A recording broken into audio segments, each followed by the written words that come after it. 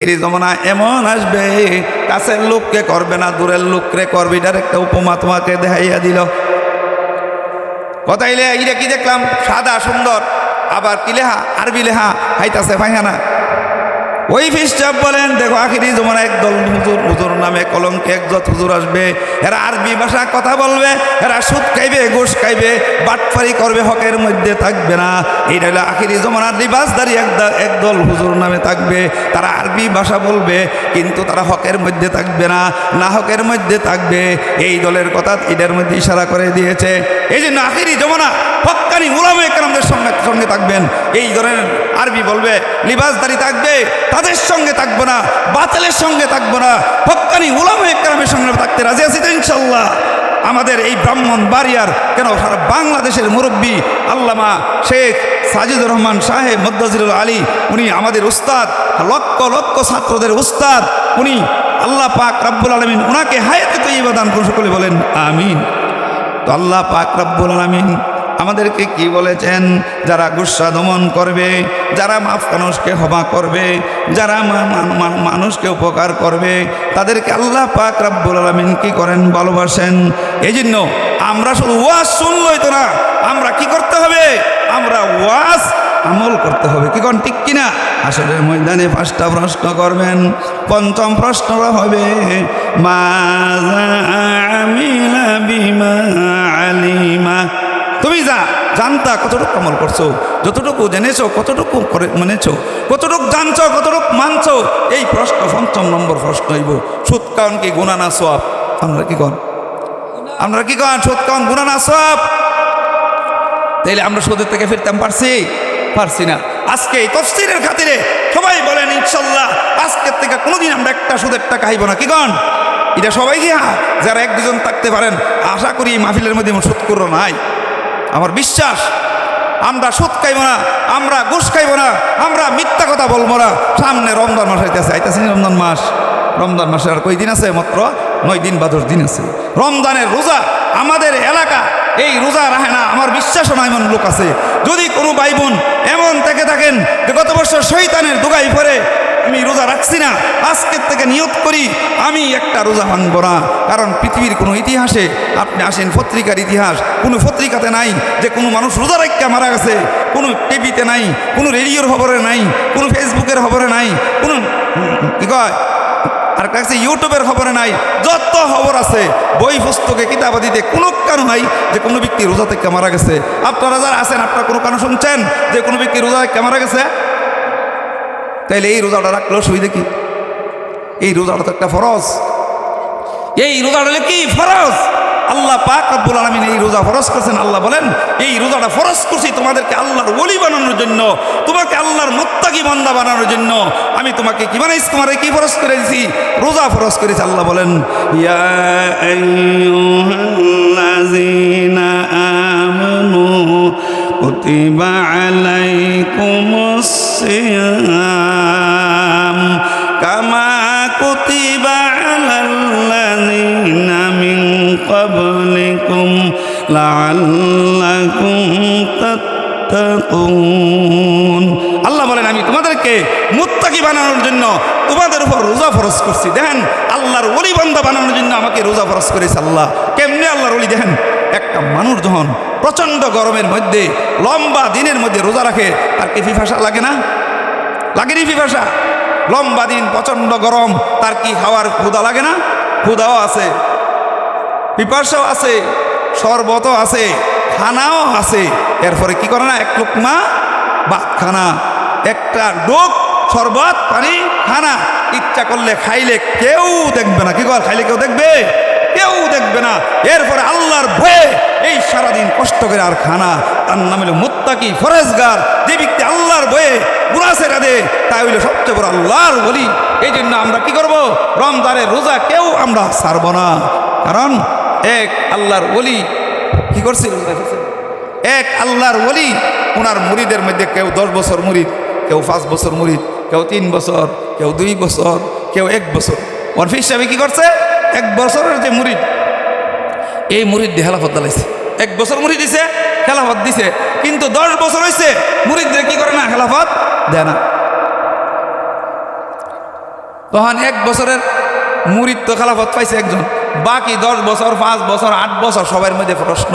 পীর সাহেব তো স্বজন প্রীতি করছে, পীর সাহেব কি করছে, আমরা 10 বছর ধরে ওনার তসবিহ জপতাছি, আমদারে খেলাফত না দিয়া কারে খেলাফত দিছে, 1 বছরের মুরিদদের দিছে।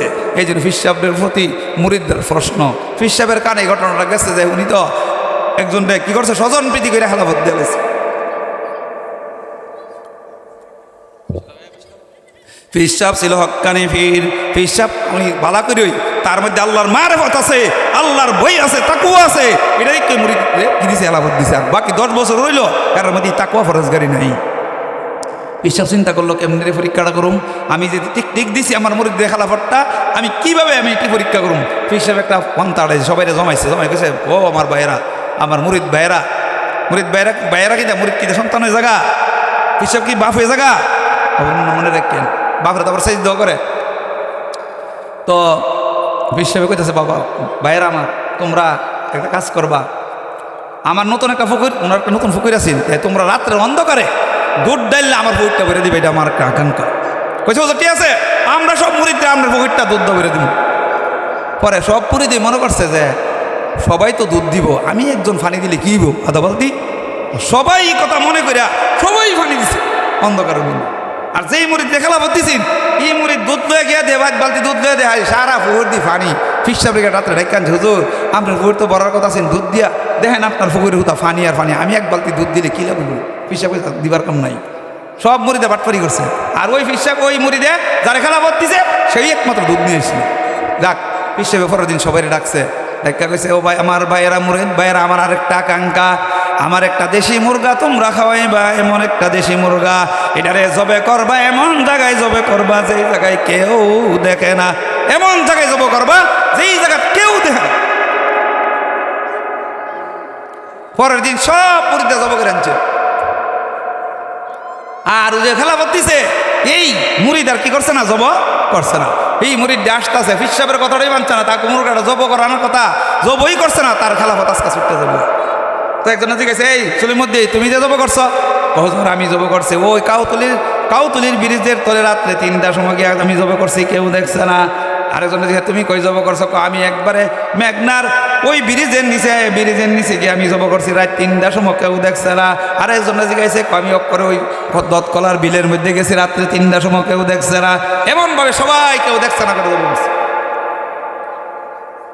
যেই মুরিদ খেলাফত দিছেন, এই মুরিদ রেজি গেল, তুমি মুরগা জব করলা না কেন? হুজুর আপনি তো বলেছেন তুমি মুরগটা এমনভাবে জব করবা যে যেন কেউ না দেখে। হুজুর আমি কি করছি, মেঘনার ব্রিজের নিচে রাত্রের অন্ধকারে গেছি, ওইখানে গিয়া দিই আমার আল্লাহ দেখে। আমি কাউতলির ব্রিজের নিচে গিয়া দিই, ওইখানেও আমার আল্লাহ দেখে। দতকলার বিলের মধ্যে গিয়া দেখি আমার আল্লাহ দেখে। আমি এমন জায়গা পাইলাম না যে এই জায়গার মধ্যে আমার আল্লাহ দেখে না। এই কারণে আমি মুরগ জব করতে পারি নাই। আপনি তো বলেছেন যেমন ভাবে মুরগ জব করবা যেই জায়গাতে কেউ না দেখে, আমি যেই জায়গাতে সেই জায়গা দিয়ে আমার আল্লাহ দেখে, যেই জায়গাতে সেই জায়গায় আমার আল্লাহ দেখে, এই জন্য আমি মুরগ জব করতে পারি নাই। পীর সাহেব বলেন, ও আমার মুরিদেরা, তোমরা তো সবাই জব করছো, আল্লাহ যে দেখছে কি দেখছে না তোমাদের এই কথাটাই মনে নাই, আল্লাহর প্রতি এই মারেফতি তোমাদের নাই। আর আমি যেই খলিফারে খেলাফত দিছি, আমার যেই মুরিদরে আমি খেলাফত দিছি, তার যেই জায়গায় সেই জায়গায় আল্লাহর কথা স্মরণ করে, যেই জায়গাতে সেই জায়গায় আল্লাহর কথা স্মরণ করে, তার ভিতরে আল্লাহর তার অন্তরে আল্লাহর ভয় আছে, তার মধ্যে আল্লাহর মারেফত আছে। এই জিনিসটা তাকে আমি কি করছি, খেলাফত দিছি। তাহলে ঠিক আছে না খেলাফত দেওয়াটা? এই জন্য আমার অন্তর কি করতে হবে, আল্লাহর বই থাকতে হবে। যখন মানুষ রোজা রাখে তখন মানুষের ভিতরে আল্লাহর এমন বই থাকে। আমি গত কয়েকদিন আগে আমি আমার উল্টাপাড়া গেছিলাম, আমার একজন মুরিদ মানে মহিলা এবং পুরুষটা মারা গেছে, অনেক বয়স। মহিলারা বলতেছে, হুজুর আমি সব পরে রোজাটা রাখা, আমার শরীরে একবার, উনি অসুস্থ মানুষ, অনেক অসুস্থ হয়ে গেছে হুজুর। আমি বললাম তাইলে আপনি তো মাজুর, ইচ্ছা করলে যদি না রাখতেন রমজানে রোজা রাখতেন না। মহিলারা বৃদ্ধ অসুস্থ, মহিলারা উত্তর কি দিছে, উত্তর দিছে, হুজুর আমি জীবনে রমজানে রোজা কাজা করছি, আমি মরে গেল রোজা ছাড়তাম। বুঝছেন কি কথা কইছে? আর আজকা জোয়ান মানুষ অনেকে বলে রোজা থাকে না। এই যুবক ভাইরা, যদি কেউ রোজা না অভ্যাস থাকে, তুমি রোজা রাখতে দেখো কত মজা। ছোট ছোট বাচ্চারা কি করে, রোজা রাখে। এই জন্য আমরা কি করব, রমজানে রোজা রাখবো কি রাখবো না? আমরা ওয়াজ শুনি ঠিক, কিন্তু ওয়াজ আমরা আমল করি না। ওয়াজ আমল করা দরকার আছে নাকি? ওয়াজ শুনলে আমরা কি করতে হবে, আমল করতে হবে। আজকে থেকে আমরা নিয়ত করি 5 ওয়াক্ত নামাজ আমরা কে কে পড়বো ইনশাল্লাহ, 1 ওয়াক্ত নামাজ ছাড়বো না।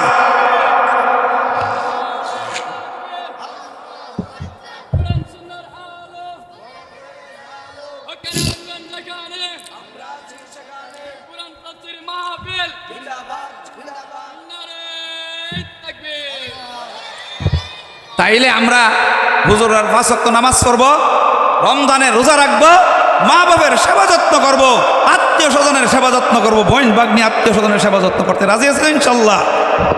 আর তবলিগ জমাতে যাইতে রাজি আছি আমরা সবাই, তবলিগ জমাতে যাইবো। আমরা এক কানাদা শুনি এক কানাদা ছেলে যা, আমল না করলে এইগুলির লাভ নাই। এই জন্য আমল করতে হবে। এক লোক গুরু আছেন, গুরু রাত্রে উঠতে দেয়, বেড়ার ঘর গুরু নাই, কি নাই, গুরু নাই। বেড়া বাইরে গেছে, গিয়া দেয় এক লোক হেজুর পারে, হেজুর রস কি করতে কলসি মেতে লইতেছে। তো বেড়া রাজি, এই আমার গুরুরা দেখছ, আমার গুরু চুরিয়েছে দেখছ। তো গুরু যে চুরিয়েছে মালিক ছিল হাটকাল, মালিক শিখিয়েছিল। তে ওই হেজুর রস দেখতে হেরে গেছে, এই আমার গুরুরা দেখছ। কিন্তু বেটার কথা বুঝছে না, বেড়া বুঝছে হেজুরের রস চাইছে। হ্যাঁ কইছে না না, রসটি হানা বালা না, আবার ওই সামনের বাগানের রসটি বালা। হ্যাঁ সিডা। আর এই হাটকালে বুঝছে গরু ইহানা পাইতা না, ওইখানে গেলে পাইবা। বেড়া দুইটা গেছে বন্ধের মধ্যে গিয়াটি হয়ে বেড়ার গরুটা ফাইলেছে। পাইয়া বেড়া কত খুশি।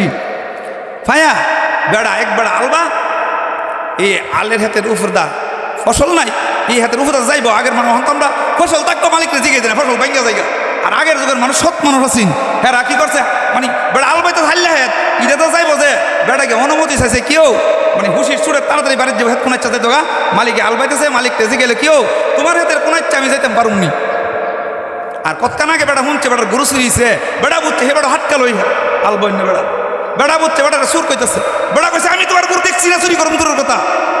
হে বেড়া বুঝছে তোমার আমি দিতাম না। আর হে বেড়া কত হাইলে হেত দিতে না করে। আর হে বেড়া বুঝে তুই আমার গরু চুরি করছো। এটা করে দুজন মারামারি করছে। দুজন কি করছে? মারামারি করছে। আগাল দিনের মানুষ কি আছেন, সরল আছেন, হাইল্লা জমিনে তো কি করছে না, তারা গেছে। আর আগের মানুষ কত ভদ্র আছেন। বাদশা নসিরের সময় এক লোক এত বেচছে, জমিন বেচছে, জমিন এক ব্যক্তি বেচছে আরেক ব্যক্তির কাছে।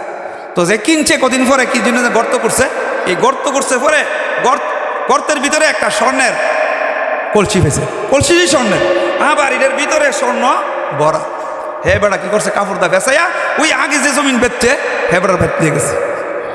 ইয়া কইছে ভাই তুমি তো আমার কাছে হেত বেচছ, তুমি তো আর স্বর্ণের কলসি বেচছ না, তোমার কলসি তুমি লিয়ে যাও। আমরা কি করলাম এলে, হ্যাঁ আরে বাপরে।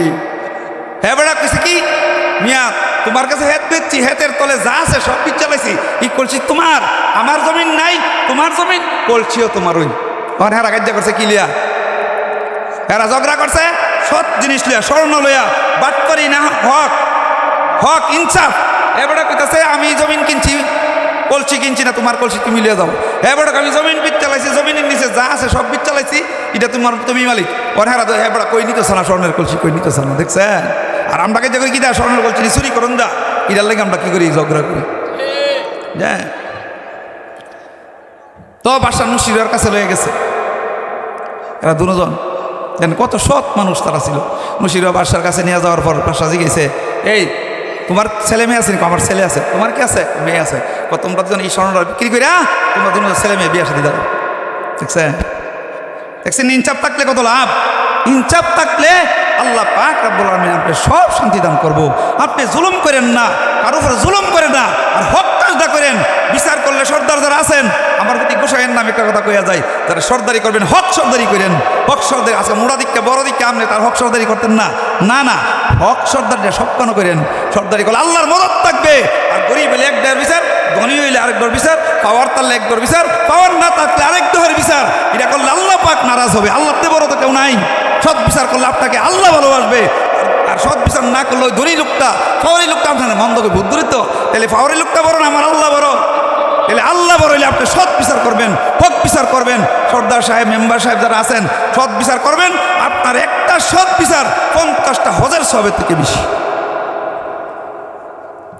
দেখছেন এরা কি করছে, ফায়াও হজরত ঈসা আলাইহিস সালামের সাথে, ঈসা আলাইহিস সালামের খাদেম আছেন। ঈসা আলাইহিস সালাম 3টা রুটি লিয়া খাদেমের রওনা দিছে। কটা রুটি? তিনটা, ঠিক আছে বলে এটা কইছে একটা রুটি খাইছে, দুজনে দুইটা রুটি খাইছে, কইছে এটা তো রাখ, আমরা ফেটে বুক লাগলো আবার খামো। মহাদেব নি কথা পরে চুরি করে রুটি ঢালিছে, কি করছে রুটিটা হাইলিছে, এটা কথা পরে এই রুটি রান ফেটে বুক লাগছে, ওজোর হুটটা তো চুরি নিছে গা, আরে কি থাকো রুটিটা চুরি নিছে গা, তোরটা চুরি নিব কেমনে, ওজোর চুরি নিছে গা, হাইলিছে কেডা ওই একটা লুড়ির উপর রূপ করছে, দেখেন কি ঘটনাটা ঘটছে, একটা লুড়ির উপর হ্যাঁ রূপ করছে। পরে হযরতে ঈসা আলাইহিস সালাম হেরে লইয়া বড় একটা সাগর করছে সামনে, এরকম তার বিসমিল্লাহ কয়, ওই সারা সাগর পানির উপর ফারিয়েছে। ঠিক আছে, দেখছো সাগরটা কার কুদরতে ফারিয়েছে? আল্লাহর কুদরতে। যেই আল্লাহর কুদরত তুই আর আমি সাগরের উপর ফারিয়েছি, ওই আল্লাহর কুদরতের কসম দিয়ে বলি তুই রুটিটা কে হয়েছে আমি জানি না। এইবার গিয়া বালু দিয়া উনি একটা কি বানাইছে, একটা হরিণ বানাইছে, হরিণ দিয়ে কইছে